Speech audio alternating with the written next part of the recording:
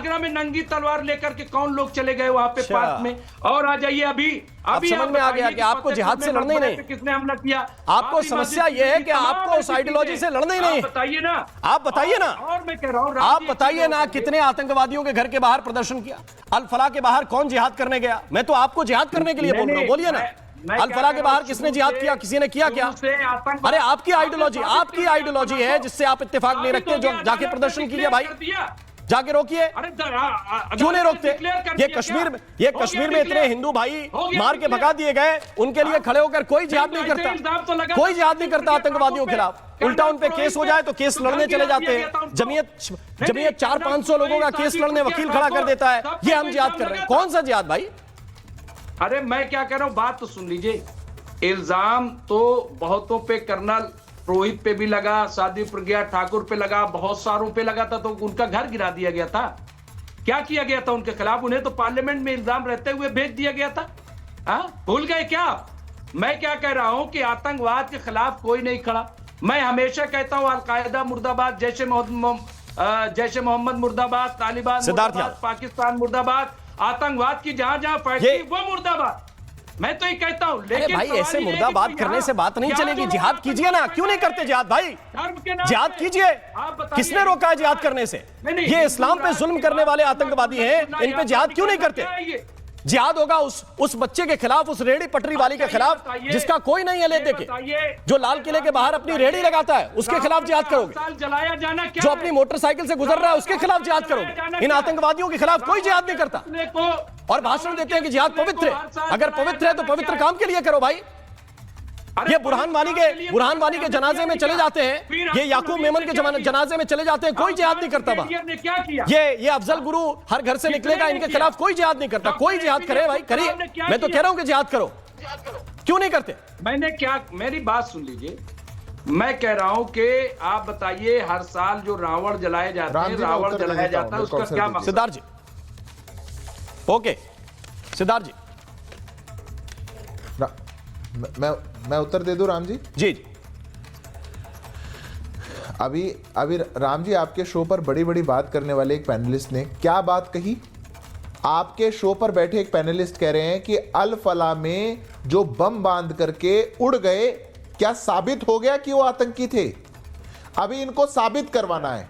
जिनका इतना बड़ा नेक्सस वहां चल रहा हो, जहां से 3000 किलो के लगभग आरडीएक्स डिटेक्ट हो गया हो, जहां से AK-47 निकल रही हो, जहां से हैंड ग्रेनेड निकल रहे हो, इनको चाहिए कि अदालत साबित करे कि वो है कि नहीं। तब तक ये नहीं मानेंगे, आपके शो पर बैठ करके नहीं बोलेंगे, और फिर इनके नेता आकर के कहेंगे कि अब हम जिहाद करेंगे सब पे।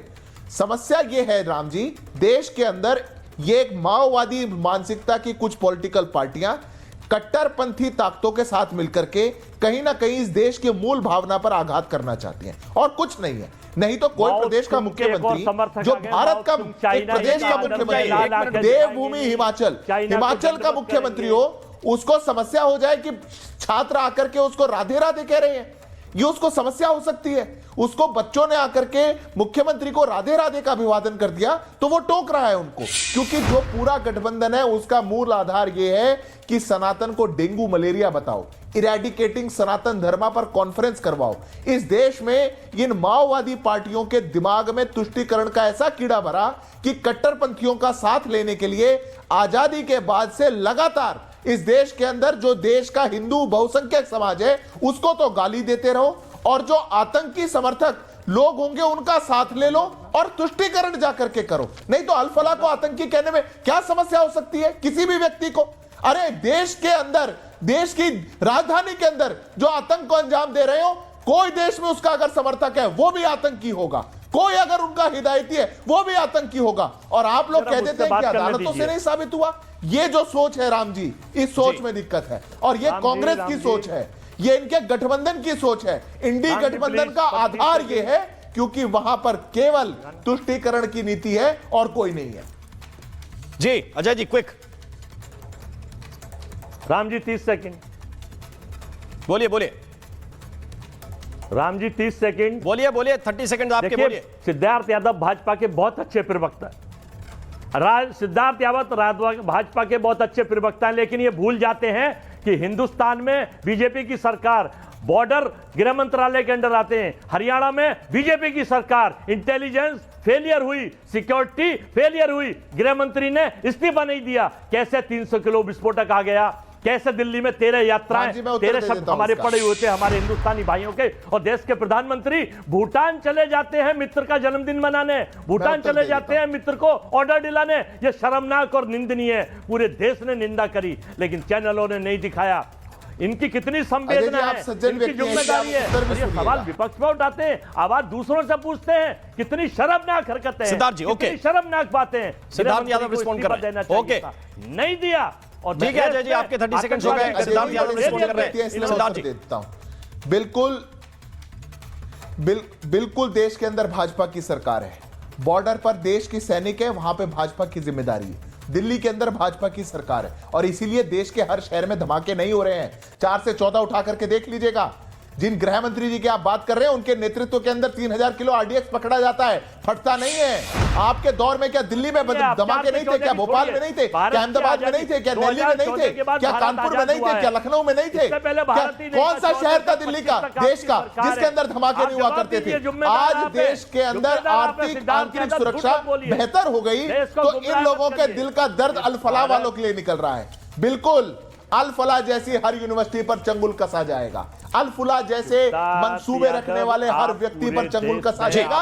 हमारी जिम्मेदारी है। राशिद शरीफ को इन कराना चाहता हूं, आप आंसू बहाइए, राशिद शरीफ को इन कराना चाहता हूं। मैं आ रहा हूं, एक मिनट, मैं दोनों के पास लौट कर आऊंगा, लेकिन राशिद शरीफ और अतीकुर रहमान दोनों को आप लेकर आइए। राशिद शरीफ बताइए, किस मॉडल को माने, वो मॉडल जिहाद का जिसको पूरी दुनिया झेल रही है, या वो मॉडल जिसको मदनी जी समझाने की कोशिश कर रहे हैं कि भाई बच्चे बच्चे को पढ़ाइए, ये तो बड़ा पवित्र शब्द है, किसको माने? बिल्कुल राम जी, ये जो मदनी साहब जो बोल रहे हैं, जो उनकी जो फैमिली है, देश की बड़ी आज़ादी के लिए जिहाद किए हैं, फांसी पे झाड़ों पे लटके हैं, जेल गए हैं, तरह तरह के जेलों में उनको डाला गया है। अगर आज जुल्म के खिलाफ, अगर आज़ादी का, अगर आज की जुल्म में के अगर आज़ादी की बात, अगर जिहाद की बात कर रहे हैं तो बिल्कुल कोई ये बुरा तो नहीं है उसमें। अगर जुल्म के खिलाफ अगर आज़ादी है, नफ्स के खिलाफ अगर आज़ादी अगर चाह रहे हैं तो जिहाद जरूरी है। देश को अगर आप चाह रहे हैं, अगर कोई देश पे अगर आंख उठा रहा है, वो भी जिहाद है, उसको भी रोकना है, चाहे वो पाकिस्तान हो चाहे कोई भी हो, उसको भी रोकना है आपको। अगर हिंदू मुसलमान में कोई नफरत डाल रहा है, वो भी एक जिहाद है, उसको भी रोकना है। आप अगर आज अगर इस तरीके की अगर रोक नहीं लगाएंगे, आप बताइए, आपको खुद ही पता नहीं है तकरीबन 11-12 साल से सिर्फ मुसलमान, हिंदू मुसलमान में कोई नफरत डाल रहा है तो वो जिहाद। इतना गंदा मुसलमान अगर अभी आपको ही नहीं मालूम कि आप क्या बोल रहे हो, क्या समझा रहे हो यार राशिद शरीफ, प्लीज। चाहे वो आतंकवादी हो, अभी अतीकुर रहमान बुरा मान जाएंगे इस बात।